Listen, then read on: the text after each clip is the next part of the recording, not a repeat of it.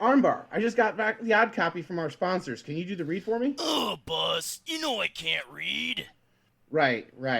Oh, look, it's Doubletail. Barry, can you spare a minute? Sure. What's up? Also, I'm pretty sure I asked you not to call me Barry. Well, Barry, our sponsors gave us this ad copy to read, and unfortunately our friend Armbar here can't read, so can you do the promo for us? Sure thing. Hey there, sports fans. Baragon Doubletail here to remind you Bard Rock Cafe is brought to you by Dragon Master Games. Shop at their online storefront for your D&D and TTRPG products, as well as collectibles. We're now also partnered with Fanroll, who make high-quality dice sets, dice bags, trays and towers, and other accessories. Follow our affiliate link and use code BardRockCafe at checkout to save 10%, and a portion of your order goes to support the show. Finally, you can also support the show directly by subscribing to our Ko-fi. Subscribers get access to wild rewards like exclusive bonus content, tarot readings from Rook, social media shoutouts, and tabletop games with the cast. As always, all the relevant links can be found in the show notes. Now, let's rock! Support the show, or I'ma come near ya! You can't threaten your listeners. It's not a threat, it's a promise! Support the show, jabronis!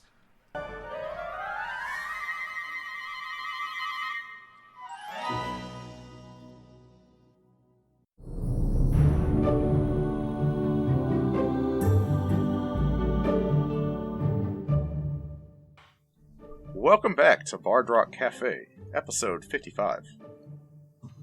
Where, Huh? What?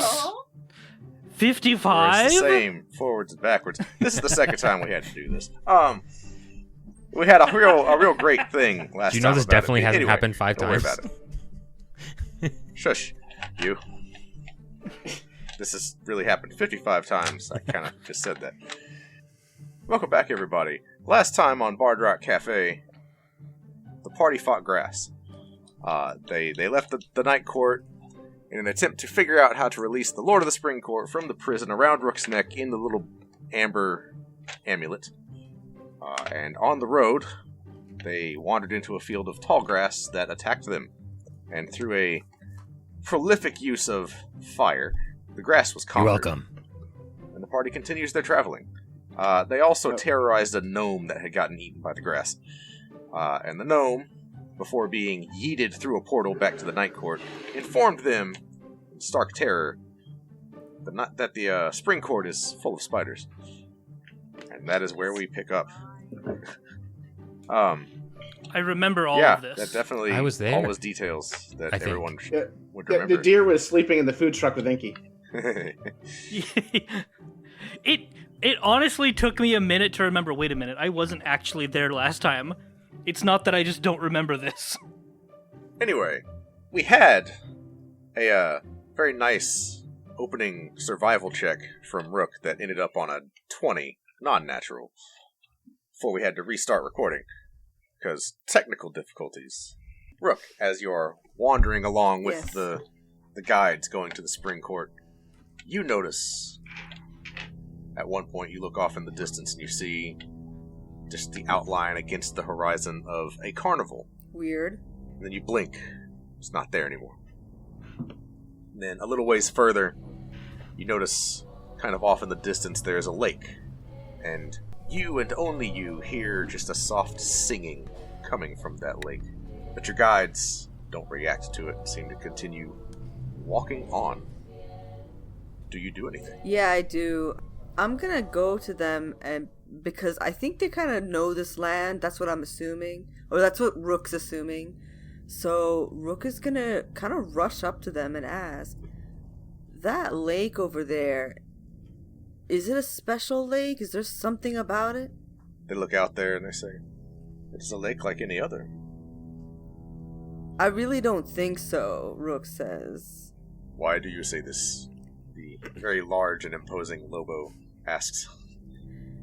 "Listen, I'm not the type to usually have these things happen to me, but I swear I hear something coming from over there, and it sounds magic-ish. I don't know magic, but it sounds magic-ish." Halil tilts her head at you and says, "We are escorting you to the Spring Court. But if you'd like to go look at the water, we certainly can stop. Sure, let's go look at the water. Now I'm gonna go back to the Bard Rock crew. I'm gonna fall back towards the group and be like, hey guys, huddle, I just want to tell you something. We're going off to a lake right now. Rook scratches her head. She's like, we're not, they think I just want to look at the lake. But I hear something over there. So can you just, we need to look for something when we're at the lake, I guess. Maybe we'll find like some sort of woman who gives swords away that determine who the King of England will be. What's England? It's funny because we've done that joke on this podcast before. I think it's one of the layers of hell. I'm not entirely sure. It depends on the time of year. It's the cold one. Did any of you know, Rook is asking, so did any of you know what would like make a lake glow or something? Or is the lake glowing? I thought it was just singing. I think he said there were like images or something. So Rook is trying to explain something she don't even know what it is. Is there like a way a lake would like make you see and hear things? Nadir, would you like to give us a nature check at disadvantage, please? Because Rook is a master of exposition. 13. That is way low for you. I'm only good at history and a little bit arcana. Okay, what is your plus to nature? 4. 4? Khadija, what is your plus to nature? 2. 2? Yeah. Actually, matter of fact, Epi, what is your plus to nature? It is also a +4. You know what? Roll a disadvantage, Epi, just to see. And Brock, for that matter. Oh, What cool. is I have a yours? +3. A +3? Nope. Yep. No, don't roll. Alright. You don't get a roll. We're getting both our glow-in-the-dark dice. We'll see what's Ooh. going Yeah, on. it is. I am only giving Epi a roll because Epi is a match for Nadir in this one intellectual thing. Wow, the amount of shit you talked. I rolled an 18 and a 2, Oh. so that went up to a whopping 6. Okay, so looking at 13 total. So, Nadir, it's lots of things that make the water glow. Can't really explain the singing, but, you know, there's water. Water reflects light in funny ways. It's fine. There's nothing magical about it. Can I make a stupid argument? Of course. I literally went to a school about singing. I feel like there is a small % chance that I've heard about a singing lake. Okay. I wanted to see whether or not you entertain this really stupid idea. Hang on. Give me an intelligence performance check. Ooh. What's that? Okay. So instead of using your charisma modifier, use your intelligence modifier. Okay, so instead of having +13, I will have +8. Still at disadvantage, but let's see it. Alright, well, 8 is the lower of the two so far. On the die, anyway. So I had 8 and 15 before modifiers, so... So 16. Yeah, more or less. Do you have any? Right, Well, I was thinking because I'm estimating because I have proficiency in performance, and I'm like trying to do the math to change my +5 from a +1, so it's actually -4, so it's +9, so it's 17.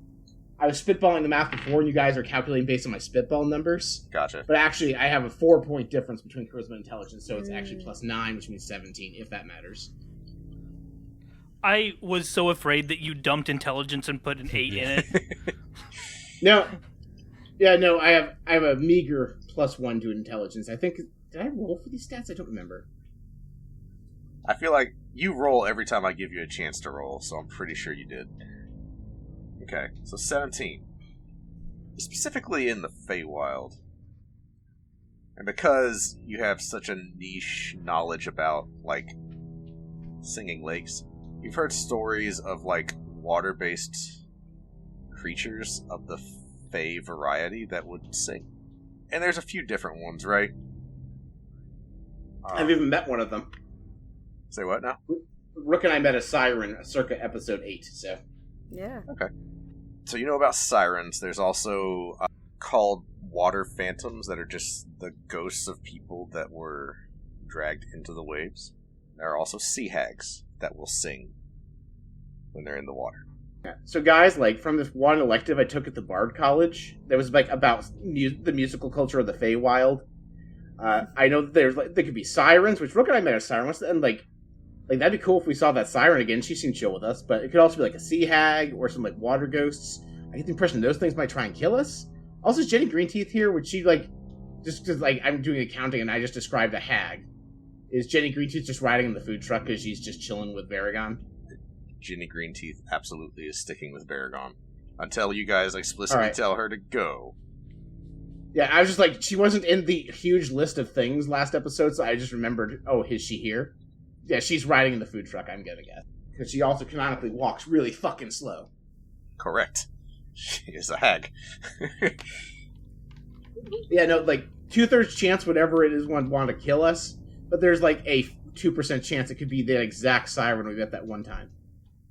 Jenny Greenteeth makes her way out of the wagon in her human disguise, which is an old lady with curlers in her hair and a walker with tennis balls on the bottom of it. Is she just the grandma from Kung Fu Hustle? No. I guess she can be, if you really want her to be. There's nothing stopping it. No, she's in the food truck. She's not, unless you go seek her out to ask her a question, she's not in the scene. Mm-hmm. Okay. Yeah, I have passed on that information about all the things. I guess we better, I'd watch out. I'm gonna draw my bow. Yeah, we better watch out, and we better not cry. Careful, you'll summon that paladin again.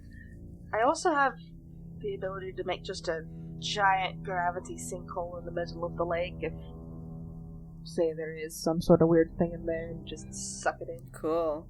So, what is your plan to make the water fly, or Sinkhole. what is gravity on the water going to do? Black hole. That It's just gonna suck it in. oh, we're good. Okay. You know, it's weird. It's a weird origin story for the Feywild's equivalent of the Grand Canyon, but I'm here for it.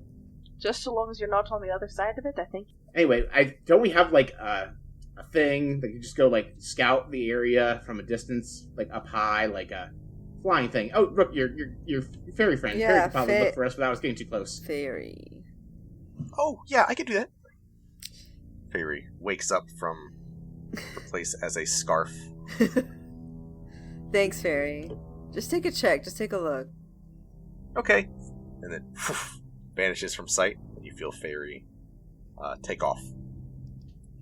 Hope Faery's gonna be okay. Anytime something happens to them, they just poof and then go back into the other dimension and then pop right back to you later. Yeah, even that one time Inky almost ate them. Oh, right, Inky don't do that. That was good. That's right. Good Inky. Good Inky.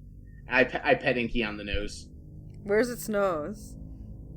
I think it's got a skeleton for a On nose. its So skeletal the nose face. would be on a skeleton. Okay, skeletal face. Complete absence of a nose, right? It's just you're running a finger down like the nasal cavity. Just it's horrifying to everyone watching. Sticking your finger inside of its face. Oh my gosh. Basically, Inky starts to tap one of his feet. Does Faery eventually come back? How long do you guys wait? Oh, forever. Forever? Well, I mean, 84 Rook years. does. There's a gif for this. You wait a few minutes more. Your link to Faery stays. So Faery is fine, like no injury has come to her. But time drags on. Faery does not return. Okay, guys. Like, Rook is definitely sweating. This is starting to freak me out. I think we need to go and follow. This is not right. Do you want me to link everyone telepathically before we go, just in case somebody gets schlooped under? It's schlooped? The technical term for getting pulled under the water. We could do like the buddy system. Either way is good with I mean, we me. could, but I also have Rary's telepathic bond. We can literally just talk to each other in our heads. All right. Your spell slots. Do what you want. I've been wanting to try this one. And he cracked his knuckles, and then I cast Rary's telepathic bond. And then everybody can talk to each other. It's up to 8 willing creatures, but yeah, we all have a telepathic bond now. Brock feels no difference because he's been telepathic this whole fucking time. True. Well, but now they can respond. They can respond before, just not all at once. We had the True. group chat before. This is more like in case Brock is the one sucked under, we lose Well, the now group you just chat. don't have to So play Brock telephone. Brock has had the ability to kind of open a window this whole time, and Epi just like flung open the front door, and you're like, oh, this is familiar, but also more. This is nice. Yeah. There's a draft in here now, Epi. There's a draft in my brain. Thank you. Also, did Epi proc Wild Magic? You're welcome. Now you can let in some new thoughts. I already have enough voices in my head without you guys. I won't Make talk a tea lot. with real tea bags. Make tea with real tea bags. I don't know how Inception. subtle. Alright. Yeah. First of all, did Epi proc Wild Magic before I respond to that T comment? Oh, shoot, yeah, hang on. Oh, Yes. Oh no. It begins. Now I gotta scroll all the way to the bottom, because Wizard is at the end of the alphabet. Okay, I'm there. Yeah, and so is Warlock. I rolled a 5. 5. But cleric's at the top. Artificer, I think, is the first one, actually. Yeah, and Barbarian and Bard. Cleric's like in the middle. Epi, pick a material component that you have. I remember this one. What is the most expensive material component you have? I just listened to the musical. I know what this one does. Diamonds. I have so many. Okay. One of your diamonds duplicates. So you have another Nice. diamond. Your gigantic Nice. pile grows by 1. Because Epi needed an extra 300 gold. Pretty much, yeah. Anyway, I would like to roll a sleight of hand check to do something rude to Epi. Okay. That's a natural 1. Okay. So I'll go ahead and roll things. Are you Epi getting- sees me. You just felt jealous. You just were upset because you didn't get the first Right. wild magic roll. Right. Well, I went to sneak up behind Epi to dump a cup of hot tea down his back. I failed, so I just didn't do it.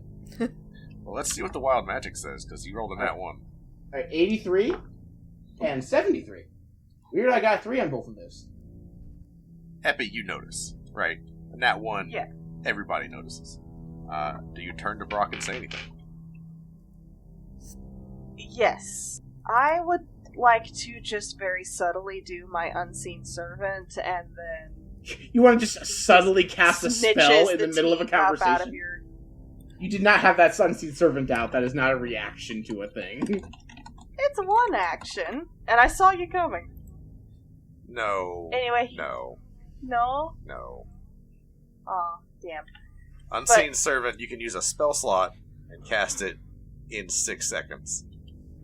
Or you can cast it as a ritual over, 10 minutes. But you either can't way- cast it in the middle of me Spell slot. talking to you. Well, I mean, But- he can. It has a verbal and a somatic component, so Epi would be uttering arcane noises and waving his hands around. Kenny, I have a question for something down the line while I'm thinking about it right now. Can you subtle spell a ritual with sorcery points? Note the editor insert something Jeopardy sounding right here.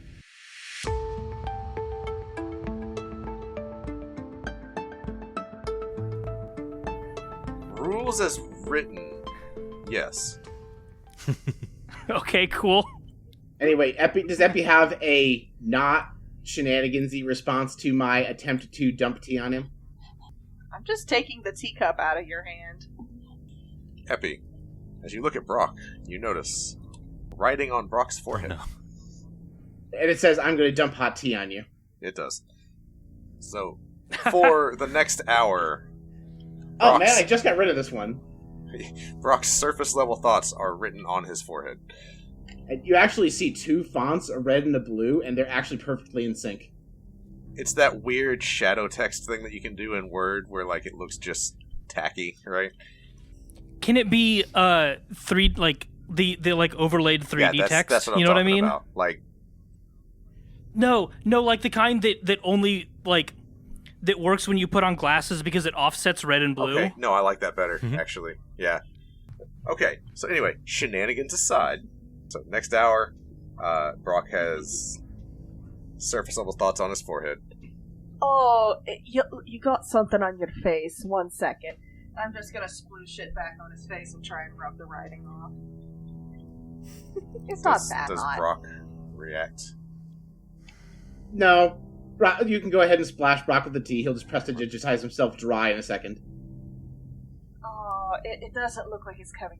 Actually, Epi sees a little bit of text that says, "Oh, my crush is paying attention to me. Shit. Meanwhile, Rook is over here. Trying to go rescue her familiar. Yeah, Right. she's already walking towards the lake. Rook's like, Yeah, Baragon kind of just walks over to Rook Yeah. and is like, this seems important. I'm not going to get in the middle of whatever that is. I just dip and piggyback on Inky behind everybody. Inky has to shorten his strides to keep pace with Rook. But, who all is going? Are you guys bringing the guides with you? I thought the guys were taking me. They were going with you, yeah? So the guys are going. Are you bringing the food truck? No, the food truck is staying, and presumably being guarded by Jenny Greenteeth because she's the only combat-capable character. Yeah, My retainers are also in there, so... sure. Okay. Yeah, you guys make lunch for us while we're doing this. Wow. They are canonically a kitchen staff, so... Jenny Greenteeth has a large cauldron with a greenish-looking liquid in it. No, not You got her, it, dear! Guys, don't let Jenny curse the food. I just give Jenny Greenteeth a look like, are we, like, what's, why are you still here? Just along for the ride, dearie. Hey, I can respect it. I just needed to know if there was something else I needed to do for you. I am simply a moth near a flame. And she looks at you with kind of a predatory look in her eye. Can That's I do all like she an says. insight check on that look? I want to say something real Okay, quick sure. before he does that. Go I come ahead. up to the side bear Go for guy. it. It's like, I can't tell if she's looking to take a piece of you or if she wants to take you out, buddy. It's funny because that both of those like phrases have two different meanings. Yes, that was very good, Tyler. Roll your insight, and then I'll give That's a Whatever. 18. 18. Oh, man. She just smiles at you sweetly and says, "Oh, I could just eat you up." Can I roll insight because I have experience on people having weird sexual tension between each other because I went to Bard College? Roll at disadvantage because that's not what this is. I know, that's why I would know that's not what it is. Alright, that is a 15 and a 5, so a 5 is the worst one, even with modifiers. That's not going to do anything, but it was funny. So, what's the 5 with modifiers? I just need to know. Alright, with modifiers... Oh, I have a plus 8, never mind, 13. Oh, okay. So it's I not... forgot how good my insight is. If it was less than 10, Brock was absolutely going to think that she wanted Baragon, but no, you know that's not the case. I go to Baragon. No, dude, she just wants that cat, D.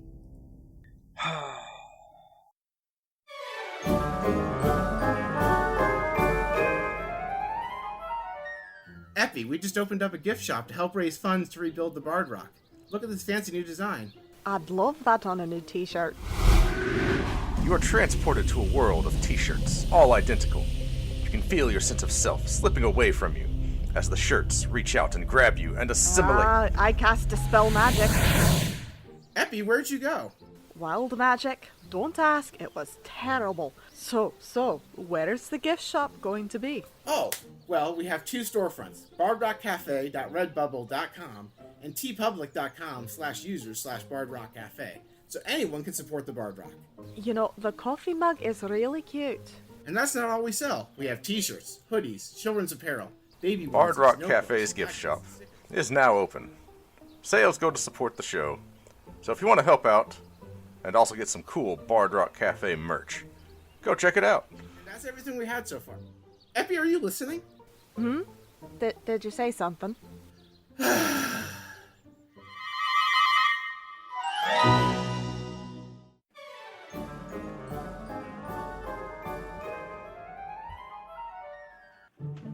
Diana, I brought you both a cup of tea. It's not Earl Grey, but I think you'll enjoy it. Oh, I've had your tea, and it's all cups of lies. First of all, I make the finest tea prestidigitation has to offer. Second of all, this is a new line of teas we'll be serving at the Bard Rock from now on by our partners at Many Worlds Tavern. Oh, I've heard of them. I'm particularly fond of Sleepy Fields and Golden Root myself. Well, look, if it's good enough for Diana, it's good enough for me. I'll have a cup of that Farthing Harbor. Of course! Here you go. And I pour Epi a cup of tea. Epi, roll perception to determine if the tea is made of lies. Damn it. That's a natural one.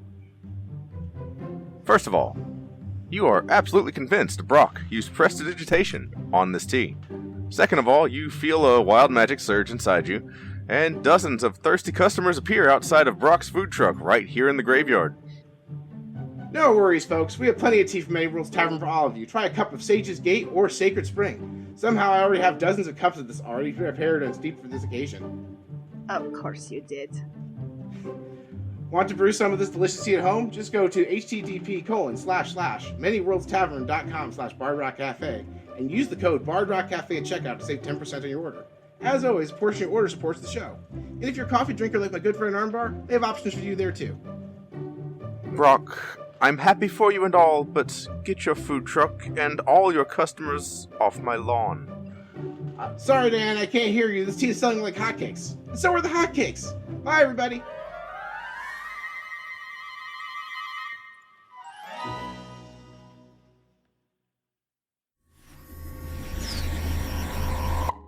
Where are we now, Llewellyn? Well, Meanie, it looks like we've arrived in a universe where Jump Leads is part of the Bard Rock network of podcasts. The Bard Rock Network? Wow! That's a whole new audience ready to experience our adventures jumping through parallel universes, like when we found that colony of religious robots, or the time we were chased by a knife-wielding dinosaur. What about when you spent a whole episode looking for a bathroom? We don't have to talk about that. Listen to the scripted sci-fi comedy podcast audiences are calling a cross between Sliders, Doctor Who, and Lower Decks. Jump Leads. Season 1 available now wherever you get your podcasts. Season 2 coming soon. Who was that? Sounds like this reality is actually an ad spot. An ad spot? Wait, so none of this is canon? It was, until you asked that question. So, as a party, you all make your way towards the lake. As Rook makes her way towards the lake, she is looking in the sky, in any branches. She is looking for Faery actively. Should I do a roll? Yes. Let me double check something real quick. I'm going to say, because it's not clear, I'm going to say just give me a straight either survival or perception. Perception it is. That is a 12 total. Can I give Rook the help action, since I, have seen that she's very obviously worried about Faery? Sure. So y'all are both together looking for Faery. I will just give you the help action so you can have advantage. I'm sorry, I just found out something I think I haven't been doing. If I make an ability check that lets me add my proficiency bonus, which I think is this, I can treat my roll 9 or lower reliable as a 10. Talent. So yeah, that's right. Oh, reliable talent, yeah. Yeah, I'm at 17, not 12. Is that okay? Yes. He's still giving you the help action, so go ahead and roll again. Okay, cool. I just didn't, if it was not necessary. Reliable talent. Oh my god so in heck. What'd you roll? I rolled a natural 1. Okay, that's okay. Well, you have advantage, though. I know, it's just funny. Thank you for your help. Paragon rolls up That's there. a bird, right? Hey, is that Faery? And just points a bird? to a random. You have a bird. It's You tried. You Faery's really a bird, did. right? You have, that's a bird. It's a bird. It's the same thing.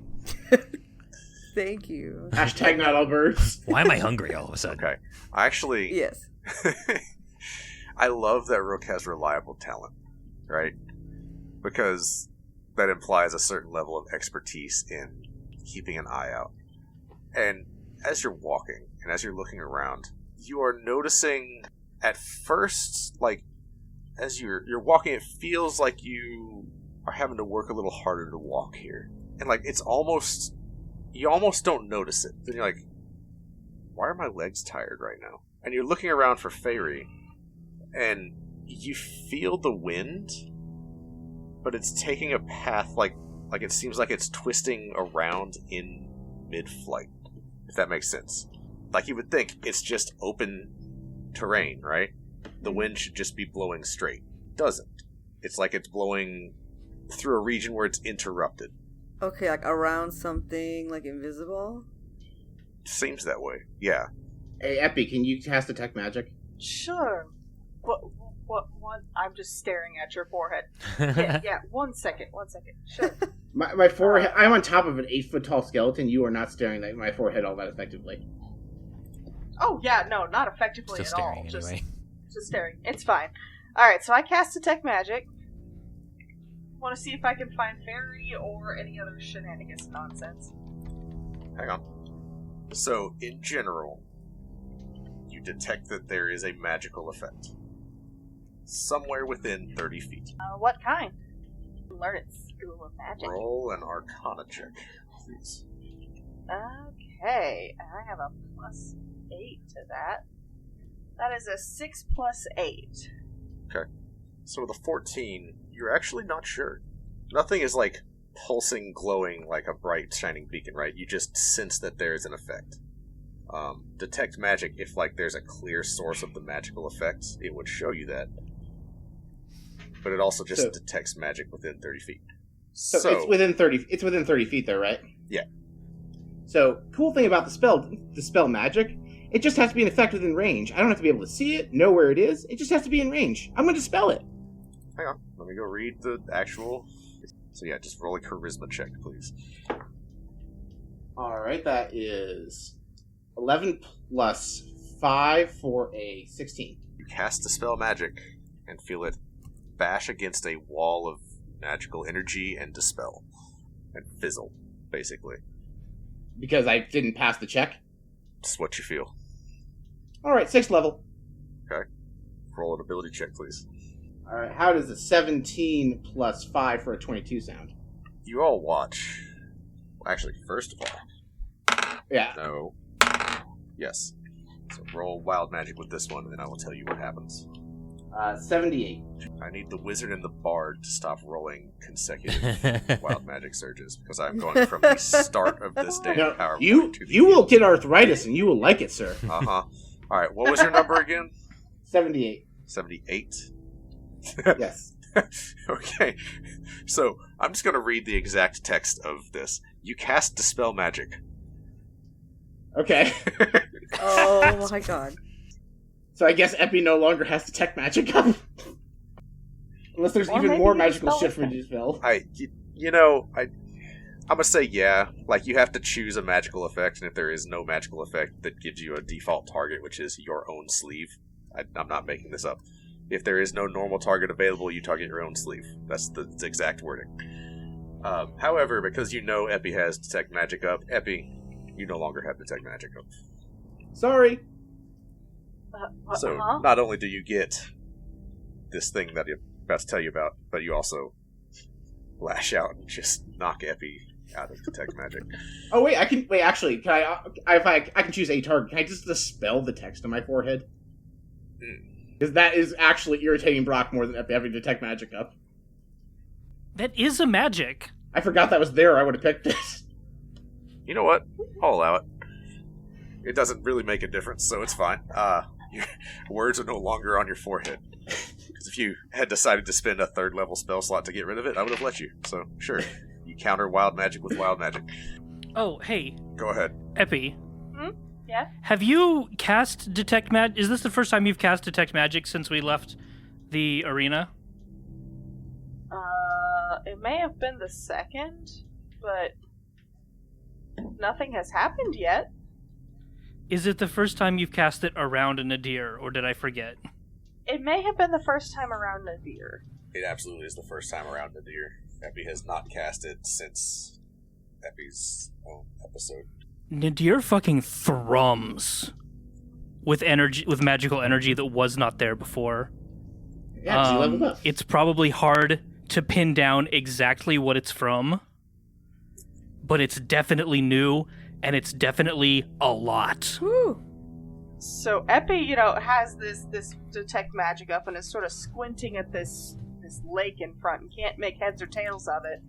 And then just this flashbang goes off on the side, and he just kind of turns and squints at Nadir. Hey, Nadir? Why are you lit up like a disco ball? I am magic. I am very magic.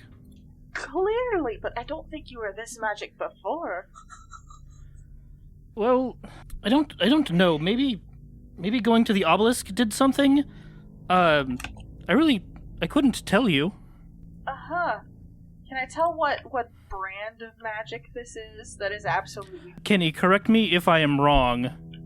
Necromancy? We'll go. Do you know what I'm referencing, first of Message all? me so I know what I'm talking about. DM me. So basically all Epi sees when he turns over, like, that the meme image of When the you guy drink glowing McDonald's. in just a freaking, Nadir has the McDonald's Sprite look to him. I dropped my phone in McDonald's Sprite and that motherfucker started charging. Look out. Nadir, I have a plan. Next time an enemy casts Detect Magic, we're just gonna put you square in the center. It's gonna be like a flashbang, and it's gonna work perfectly. No, because then that can happen to you guys.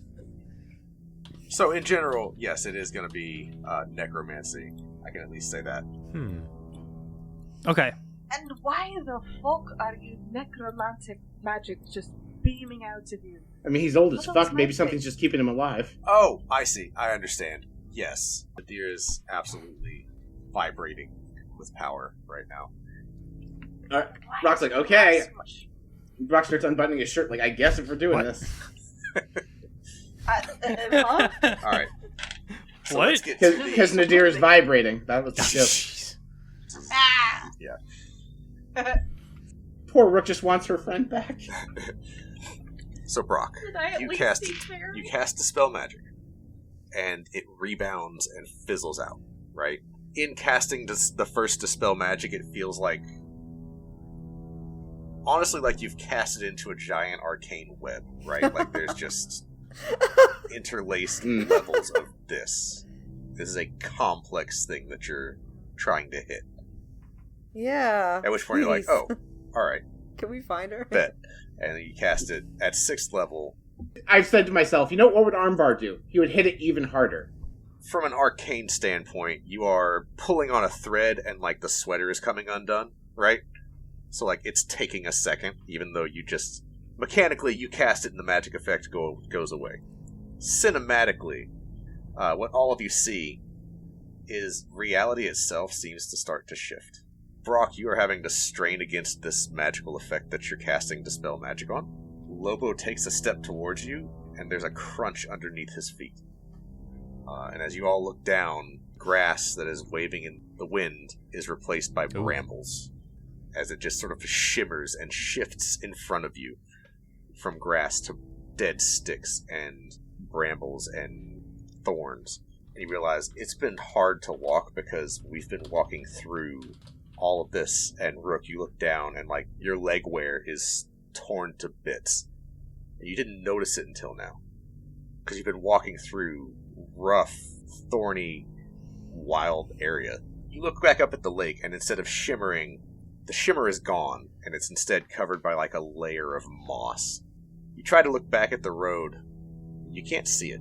It physically starts to get darker, and you're noticing like thick, bent trees that are just phasing into reality. And you haven't walked into any of them. But it makes sense now. The wind is blowing around these trees.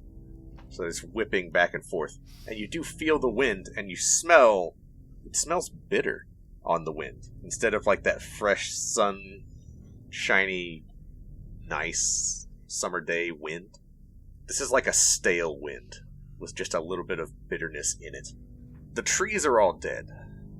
So where there would normally be a canopy, you're still able to see the sun in the sky, but it is obscured slightly by all of the thick branches, and you start to see webs throughout the tree branches, until eventually you're not really able to see the lake anymore, as more and more trees appear, and you don't know where you are, can't see the road, you can't see the forest for all the trees that you're in the middle of. The melodic music that you heard is replaced by the cawing of a whole flock of crows off in the distance, in the same direction the lake was. You don't see Faery anywhere. Halil and Lobo they're not happy, right? Lobo immediately shifts into his wolf form. Halil does not, but she does step closer to you. I think we have walked into a trap.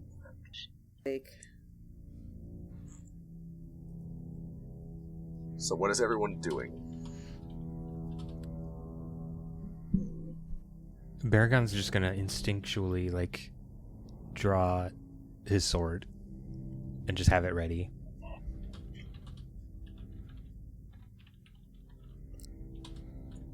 Okay. Do I have any sort of beneficial vantage point because I'm sitting on top of my 8-foot tall skull monster to see better than anyone else can from my high vantage point? Roll a perception check. Natural 1. Roll wild magic, and you see nothing. Yeah, I figured that part out. 95, which is probably not going to be the one I get to keep.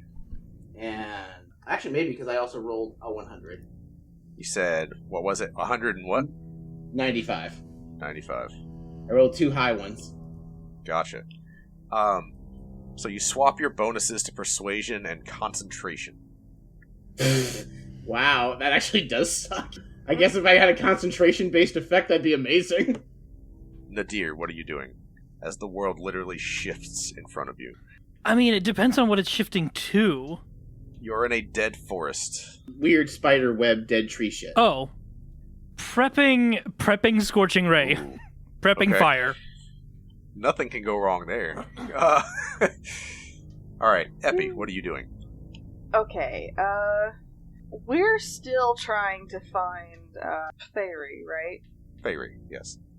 I think, because I'm stuck between light this entire bitch on fire, and I can find it real quick if I'm a gas.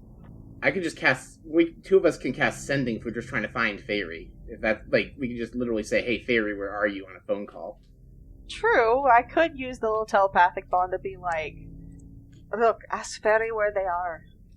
Is that how Faery Psychic Link with Rook works? A familiar is able to communicate telepathically out to a certain range. Faery is beyond that range right now. I mean, I can cast Sending, or Epi can cast Sending to ask Faery where they are, because Sending has a range of this reality. I've just assumed you had it, because you had it in the musical. Apparently you chose to... Alright, fine. Broadcast Sending to ask Faery. Hey, Faery, we're looking for you. We are in the dead forest. Can you describe a landmark or something? Oh, hi, Brock. So you cast Sending, so it's 25 words. Oh, hi, okay, Brock. hang on. Faery pauses. Catches herself having there's a long pause as Faery does mental math, and definitely not the DM, just Faery. I really thought for a second Just, that... hi, Brock. Oh, that's hey, it. Brock. Because that's it, yeah. That's what I thought you were doing. Well, in character, there's a long enough pause that Brock starts to think that maybe that's what just happened, but you feel the spell not completed, so you're okay. I was flying. I got stuck on something, and now I got dragged into a cage. There's a bunch of other crows. Other crows? I mean, Faery is canonically a Rook. Do we all hear this whenever this happens? But no, this is me casting Sending, so I get the message, and I'm like, Rook, I want you not to panic. I'm asking you to stay very calm right now. Yeah. Because Faery has been captured and is in a cage with a bunch of crows. Why? They didn't say. Where? Here? Faery ran out of words. I'm guessing that's why he didn't give me the landmark I asked for. But does she sound okay? She sounds fine at the moment. Sounds afraid. Yeah, but afraid and in peril are two different things. That's why Brock said fine. The sound of an entire murder of crows cawing at the top of their lungs has replaced the singing that you heard. I get the impression if we follow the sound of the crows that are all crying, we can probably find where Faery is. That's probably where Faery is, the giant, wherever the biggest mass of crows is. Rook starts going towards the mass of crows. Did I proc wild magic? You did not. She just starts walking. I have a plan. What's up?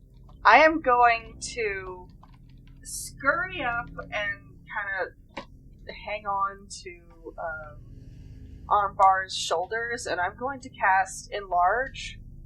So now, in theory, Armbar is big enough to just kind of step over all these barriers. And also, all my 5 little zombie dudes are going to start heading in the direction of the crows. So your plan is to make sure that whatever has Faery captured sees us coming a mile away, because Armbar is going to be 30 feet tall. I don't want to walk in briars. I have a tail, it'll get all stuck in it. There's probably already so many brambles in Epi's little tail. Exactly, that's gonna take hours. Look at it. He pulls his little sheep tail out from under his cloak, and his fluffy white tail has got little brambles. Armbar, I never got what you were doing. I was gonna say, like, Armbar's kind of just, like, confused, like, at what he's seeing. Like, he's not really sure, like, what's going with the changes. But I guess, like, if there's any danger, like, he would, like, have the danger sensing. So if there's any problems, like, he would know. Like, if we were under attack or anything. True. I will keep that in mind.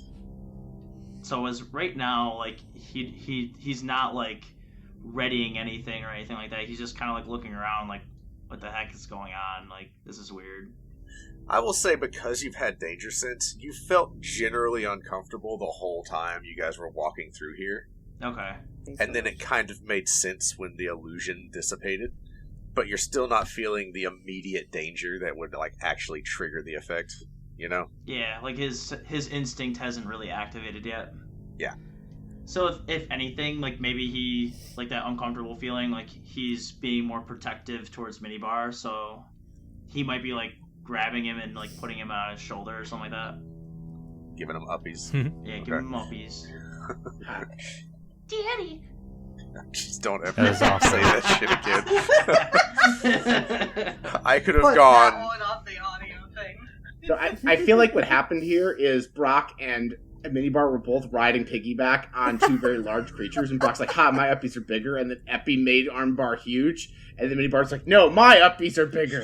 I need you to know, in my head, when you said daddy in that tone of voice, I imagined Minibar with the handlebar mustache, and just, like, a very tiny version of Armbar. You know, like, all muscle, and just, daddy!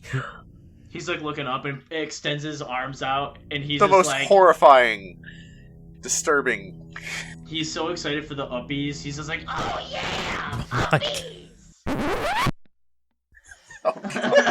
Your microphone did not like that. Whatever that your was. mic just... Again, I'm sorry. Discord didn't like whatever just happened.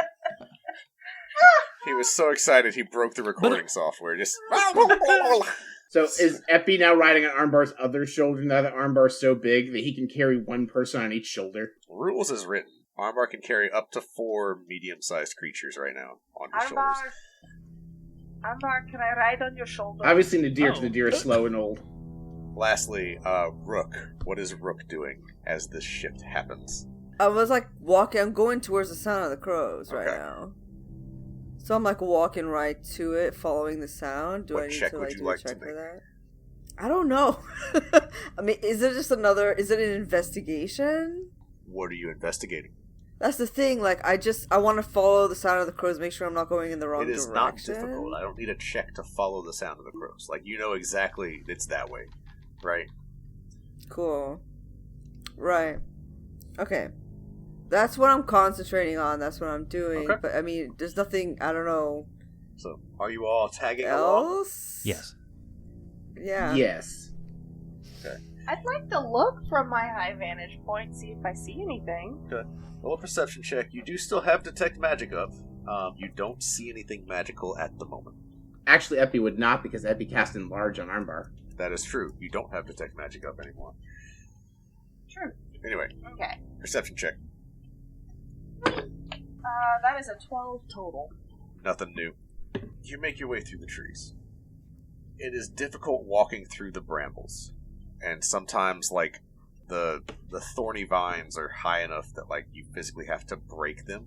They don't cause you any harm because they are dry and dead and parched. So they just kind of crumble under the pressure. But you're not able to move quickly. And the webs twist around in the canopy of the trees, but they seem to be above the level where you guys are walking. Anyone riding on Armbar's shoulders probably is getting some webs in their hair, right? Like you're doing that thing where you just walk through a web, but like at regular intervals. Hi, who has the better uppies now? Minibar does actually get a spider on his face and has to like brush it off. It's not like a big spider, it's just like a regular spider that you would find in a web, right? But without anything stopping you, you break through the tree line into a clearing. It is kind of small, smooth stones all the way out. It kind of droops down and then comes back up to a kind of hill in the middle of this space. And looking at it, it looks like a place where there was a lake and it dried up. There are no trees, except for one very large one on that central, like, what would have been a little island in the middle of the lake that is no longer there. There is a large tree with a small cabin at the foot of it. And hanging from it's a metal bird cage, but it's a very large metal bird cage, and it is packed with crows and ravens and small birds. Is it very high up? Well, no. It's actually, like, from this edge, like from the tree line, it's about level, right? But you'll have to go down into where the lake bed was and then climb back up to get to the house. Oh, like the cage. Is it hanging very high up in the tree? No. It is hanging off the side of the house. Oh, off the side of the house. For some reason I thought, sorry, never mind. Yeah, I also thought that. So. Sorry, my bad. Thank you for clarifying. Yeah, it is literally attached to the house. Does it have like a clear latch to open it? Yep. But how far are we from this thing? You described like a house in the middle, an island in the middle of the lake, and we're on the shore of the lake, it sounds like. Yeah. Is it 30 feet away or more? Probably closer to like 40 to 50 feet away. Like, if you wanted to sprint there, you would have to go down and back up, so it would probably take a full, like, turn of sprinting to get there, but you could.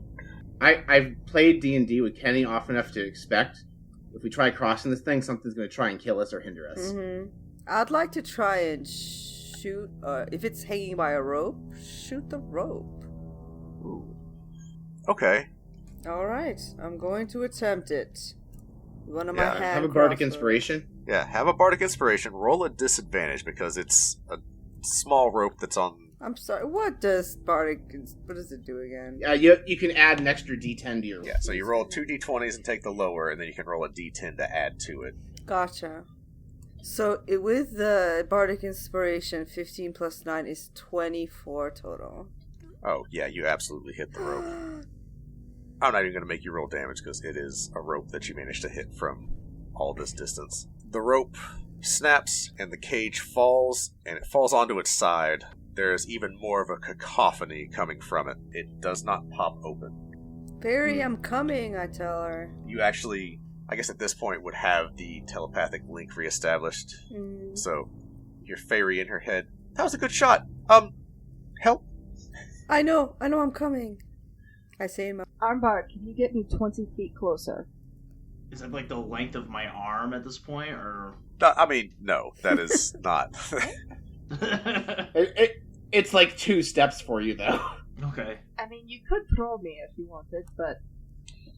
Are you saying that is like in Rook's voice, or are you just saying that above game? No, just my like I am saying that in Effie's voice. He's like turned to Armbar. Just you get me just about 20 feet closer. Oh, okay. It's like as you wish. He kind of like goes to step forward and like are you on his arm or his shoulder? I guess whichever. Okay, so like dealer's choice. I am uppies. Uppy. Epi was riding up there with Minibar, so you're probably on my shoulder. So like he kind of does this, like almost like shoulder, like leans over with his shoulder, like takes a couple steps for you to jump. Mechanically, is Armbar throwing Epi? Is Epi jumping? Is Armbar just walking forward 20 feet, which would solve the problem quickly? I thought you'd want to do it in style. I can jump with my 1 dex plus 1. Because I am just gonna, like, sort of step up and then hop off of Armbar's shoulder and Misty step over there. Okay. So, just for style, Armbar roll athletics, Epi roll acrobatics. Oh boy. Okay, we're sending our Squishes character into melee range of this house by themselves.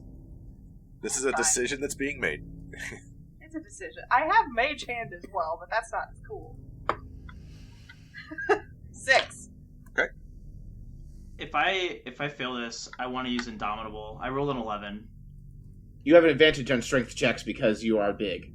That is true, actually. That is... Yeah, roll again. So I got 18. Okay. So Armbar just launches Epi, right? And Epi easily makes the 20 feet. Epi flies with all the grace of an overweight pigeon. Flopping through the air, trying to look stylish and failing miserably until poof, Misty Step. Benefit of Misty Step is that you just can appear however you like in that space. And so you immediately appear right next to, I assume, the bird cage. Yes, and I would like to try and open. Okay. Right as you Misty Step there, the front door of the cabin opens. Real quick.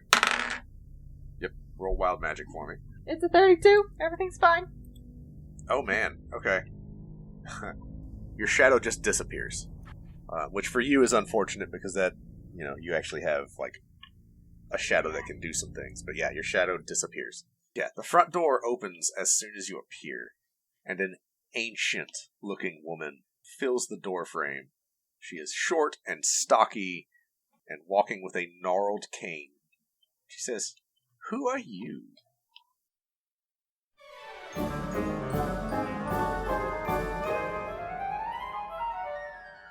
Isn't this basically just the same thing as before? Do you have a degree in marketing? Because I have a degree in marketing. He's got you there, Doubletail. Your only degree's in the School of Hard Knocks. Sure, whatever. Paycheck's a paycheck, I guess. That's the spirit. Thanks for listening to Bard Rock Cafe. We have the best fans. Remember to follow us on social media so you never miss an update, and be sure to check out our sponsor, Dragon Master Games, for your TTRPG needs. If you aren't already, consider subscribing to the show on Ko-fi to help cover production costs. Subscribers get special rewards like their own channels on the podcast Discord, personalized messages in the mid-roll ad spot, and more. And of course, we're partnered with FanRoll, whose wide variety of dice and other tabletop accessories are sure to have something unique to add to your table. Links to all that stuff can be found in the show notes. Okay, now in the promo with your patented people's wink. We did this bit already, but sure. I wink in a podcast, and it's really good. It's called a callback. Thanks for doing the ad read, Barry. I told you not to call me Barry. Until next time, everyone, rock on.